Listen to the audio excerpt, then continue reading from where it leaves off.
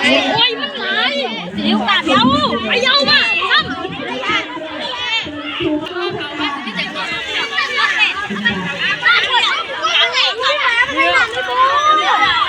ำก่อนเสาไหม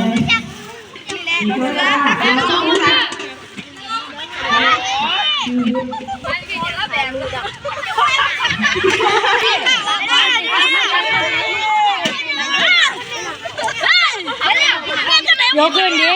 คอสยกขึ้นดิไม่เขียนเลยเหรอเรื่องพวกพี่อยู่มันใส่ทักษะชีวิตเขาเรียก3 ก้อนเศร้าบนแม่หนู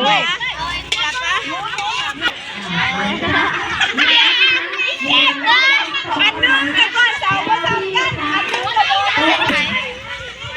นนึงใครที่ไปอยู่สีเขียวก็มาเด้อกระทางเขาน่ะเขาก็คิดมาแล้วเด้อไม่คิดเบิ่งฉันอยู่สี